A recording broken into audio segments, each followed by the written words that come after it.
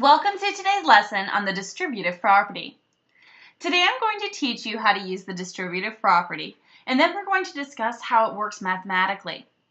Now, the best way to learn the distributive property is through food. Let's begin. As you can see, we have 2 chocolate cupcakes and 4 vanilla cupcakes. Let's go ahead and write that as an expression.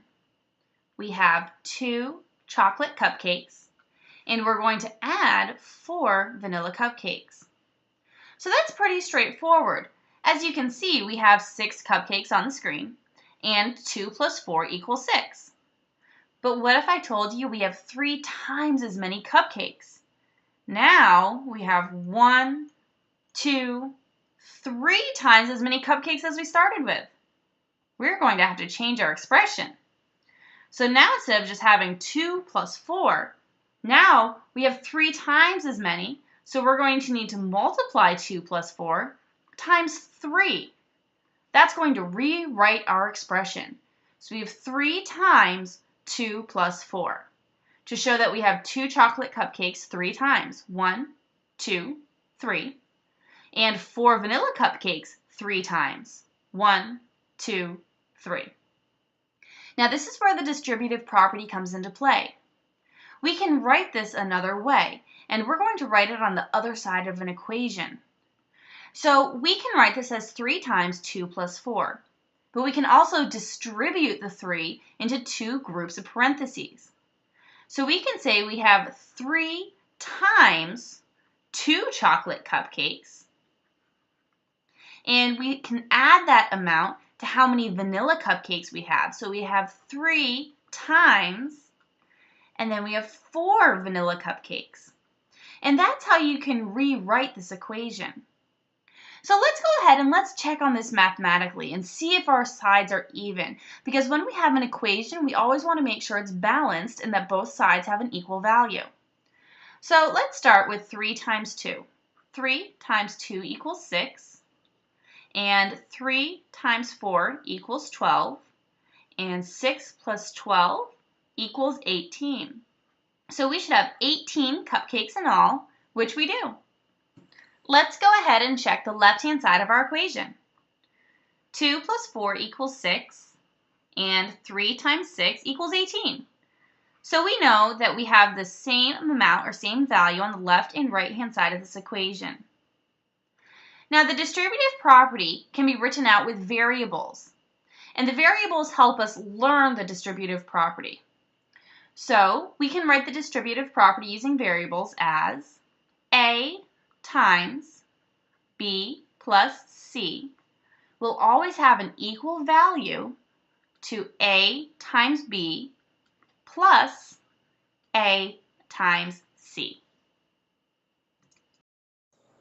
Now that we've gone through an example together, let's do 2 practice problems. If we know that 4 times 5 plus 3 has an equal value to what we've written on the right, that means that it has to equal 4 times 5 plus 4 times, and we're going to look over here into our parentheses and see our missing number. So we know it's going to be equal to 4 times 3. So we just really multiplied 4 times 5 and then 4 times 3. And we put them into 2 separate groups of parentheses. All right, let's look at our next problem. We have a mystery number that's multiplied by 6 plus 2. So that means that we had to multiply this mystery number by 6 and this mystery number by 2. And if we look, we have the number 3 that we're multiplying twice.